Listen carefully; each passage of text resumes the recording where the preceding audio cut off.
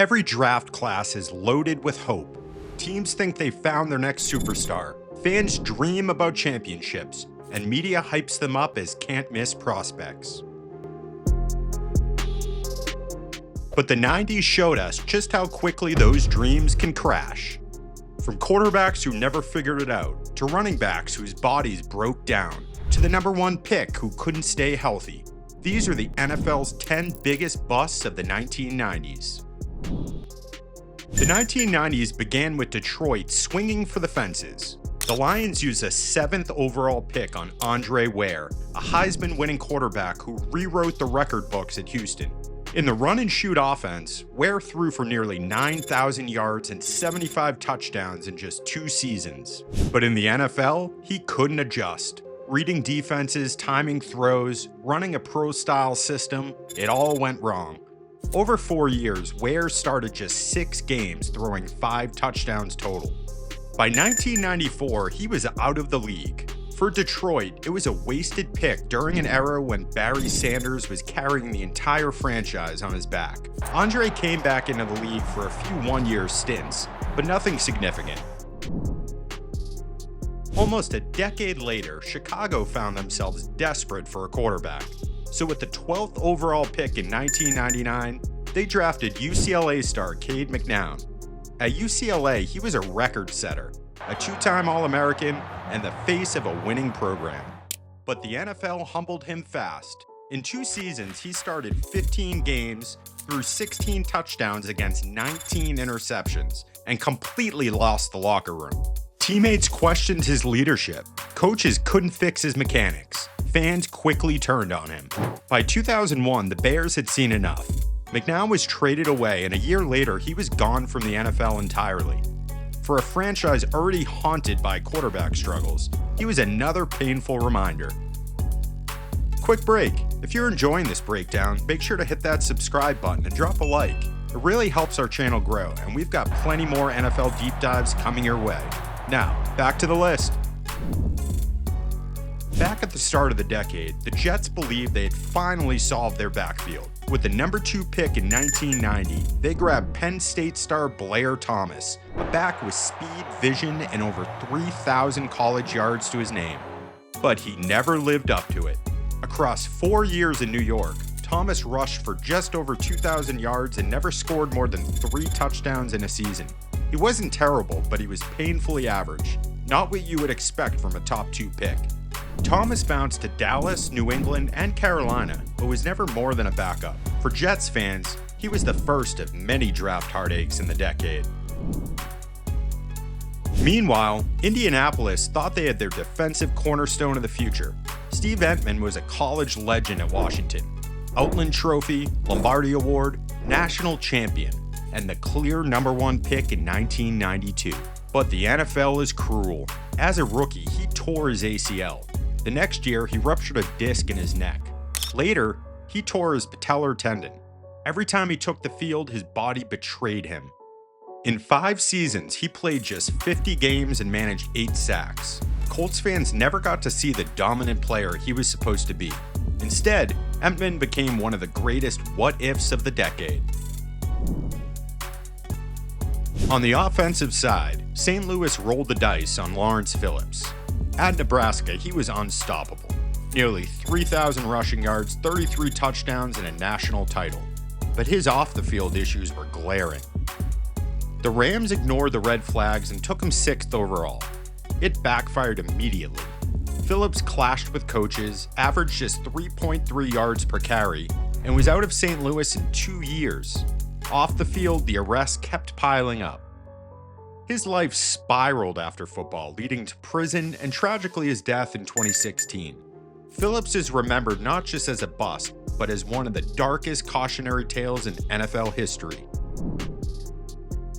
Just 2 years later, the Bears thought they struck gold again with another Penn State star. Curtis Enis looked like a franchise back, 6'1", 250 pounds, and tough to bring down. But his rookie season ended with a torn knee ligament, and he never got his power back. Over 3 years, he rushed for only 1,497 yards before retiring at just 24 years old. Chicago fans, already frustrated by years of offensive struggles, had another wasted top 5 pick to add to their list. Enis remains as one of the franchise's biggest what-ifs. Meanwhile, in Cincinnati, the Bengals made one of their most infamous draft day mistakes. With the 3rd pick in 1999, they took Akili Smith after his breakout season at Oregon. Scouts loved his athleticism and arm strength. But Smith was never close to ready for the NFL. He started 17 games in his career, threw just 5 touchdowns, and constantly looked overwhelmed. His mechanics collapsed under pressure, and his decision-making never caught up to the speed of the game. To make matters worse, the Bengals passed on Champ Bailey, Ricky Williams, and Torrey Holt, all future stars. Instead, they were stuck with one of the decade's worst quarterbacks. And it wasn't the first time Cincinnati swung and missed. Back in 1995, they traded up to take Ki-Jana Carter 1st overall. At Penn State, Carter had been a superstar, rushing for over 1,500 yards and 23 touchdowns. But in his very first preseason game, disaster struck, a torn ACL on his 3rd carry. He fought to return, but the explosiveness was gone. Across 7 seasons, Carter managed just 1,144 rushing yards. The Bengals had spent the top pick on a back who never got the chance to be what he was supposed to be.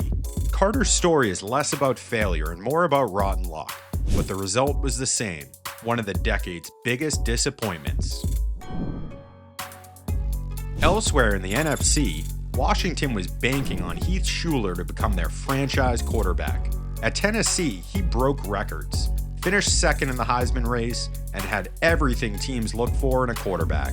But once he hit the NFL, his accuracy abandoned him. In 3 years with Washington, he threw 15 touchdowns against 33 interceptions, and never completed more than 45% of his passes. Fans booed, coaches benched him, and by 1997, he was gone. Funny enough, Shuler would go on to have a successful political career as a congressman, but in football circles, he's still remembered as one of the biggest busts of the decade. And finally, we land on the name that defines the word bust, Ryan Leaf. In 1998, the debate was simple: Peyton Manning or Ryan Leaf? Manning was polished, steady, and cerebral. Leaf was bigger, stronger, and brimming with swagger. Some experts even swore Leaf had the higher ceiling. The Chargers made him their guy with the number 2 overall pick. The result? A train wreck. Leaf's rookie year produced just 2 touchdowns, 15 interceptions, and a sideline meltdown that went viral before viral even existed. Teammates and coaches blasted him for not working, not studying, and not caring. Don't talk to me, all right? Knock it off! By year 3, he was gone from San Diego. His career ended with 14 touchdowns, 36 interceptions, and the reputation as the single biggest bust of the 1990s, and maybe in NFL history. The 1990s gave us some of the most hyped players the NFL had ever seen, and some of the biggest failures. Some were ruined by injuries, others by off-field demons, and some just couldn't handle the leap from college to the professionals. Because in the NFL, hype doesn't win games. Hard work, preparation, and a little bit of luck do. And for these players, luck was in short supply. All right, that's our list. But now, I want to hear from you. Who do you think should have made it? Drop your takes in the comments. I read them all. And if you enjoyed this video, hit that like button, subscribe to Pro Kickoff US, and turn on notifications so you don't miss the next deep dive into NFL history. See you on the next one.